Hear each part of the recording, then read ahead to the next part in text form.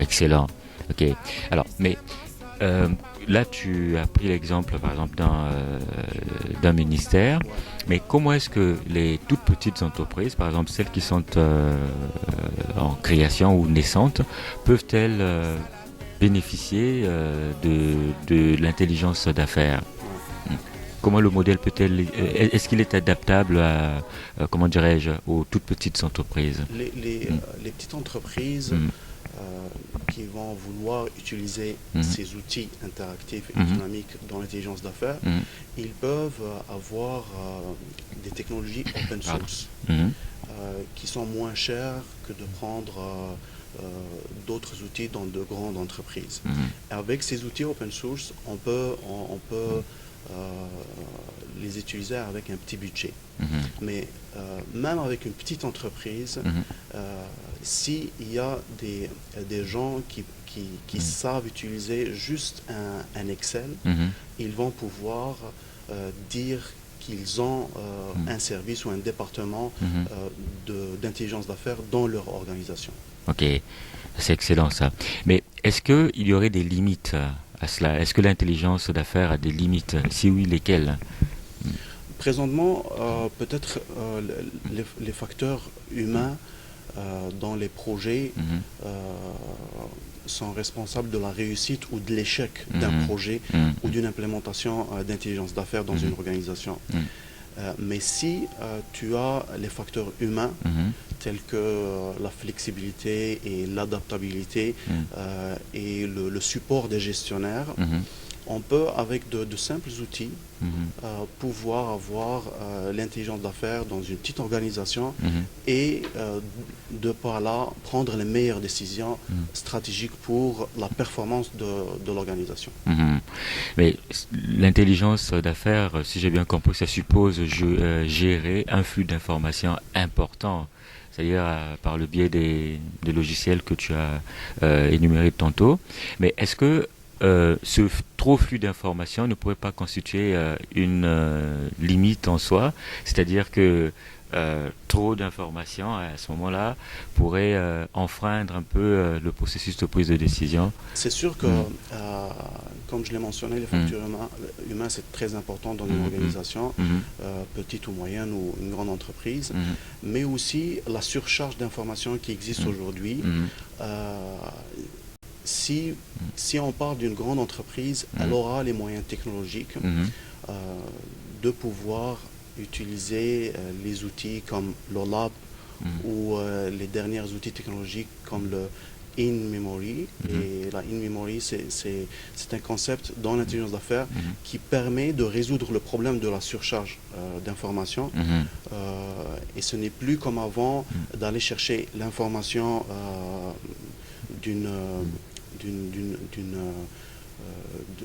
d'un disque qui va prendre beaucoup de temps, par exemple, Mhm. mais d'aller directement à la mémoire Mhm.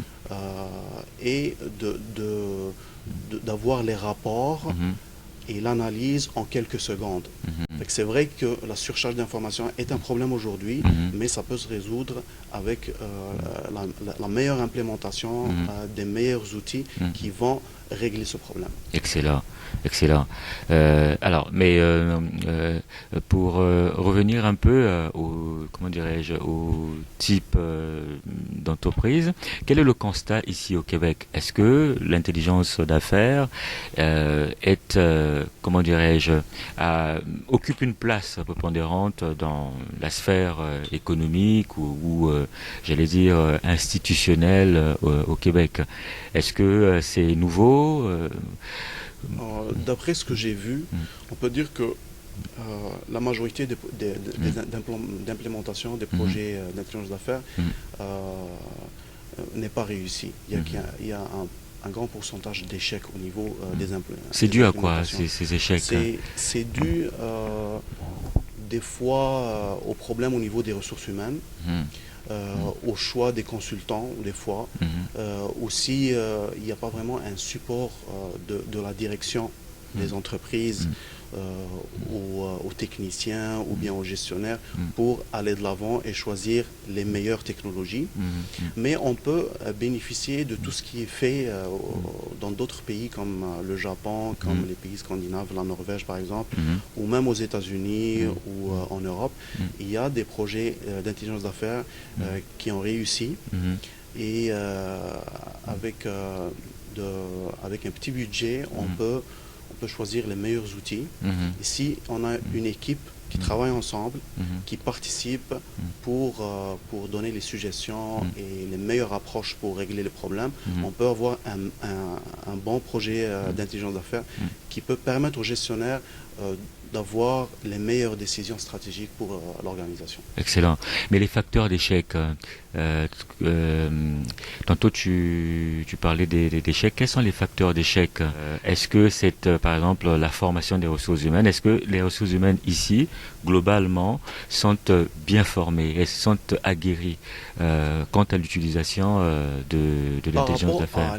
Par rapport à l'intelligence d'affaires, le problème des ressources humaines réside dans le fait que il faut une formation pour les gens qui travaillent dans les ressources humaines pour pouvoir dire que tel consultant ou tel technicien ou gestionnaire qui travaille au niveau de l'organisation va pouvoir aller de l'avant avec les projets d'intelligence d'affaires.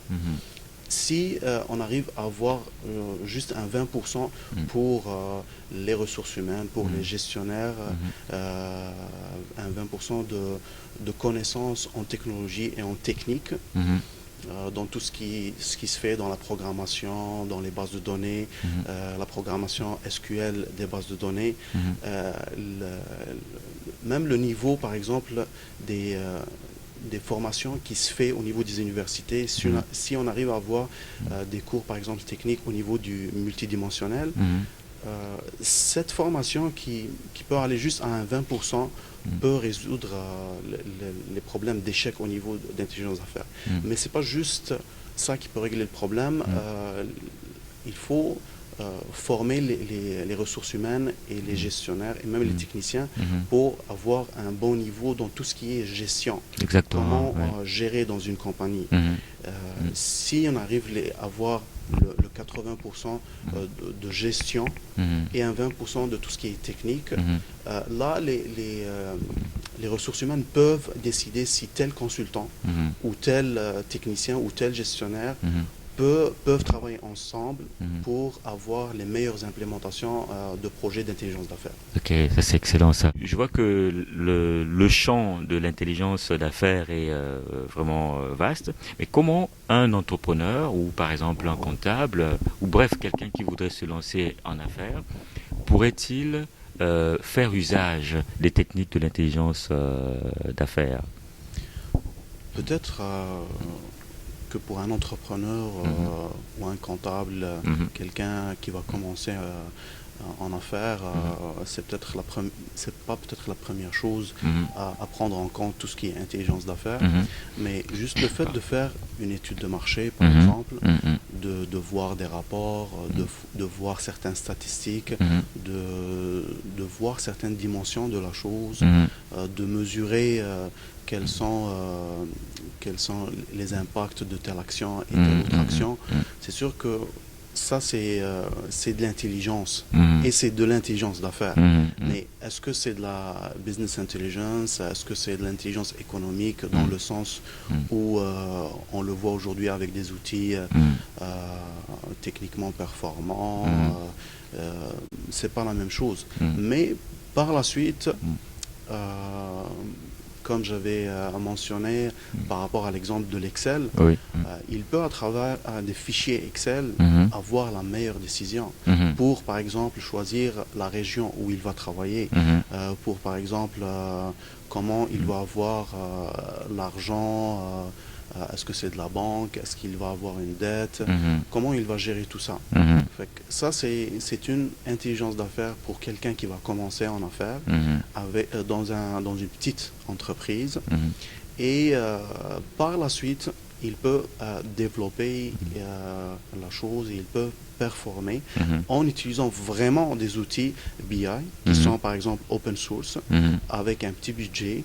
Et là, il va avoir une idée beaucoup plus intéressante par rapport à son travail, comment il va faire, pourquoi il va choisir tel emplacement et ne pas choisir tel autre emplacement. Et c'est vraiment le sens de l'intelligence d'affaires.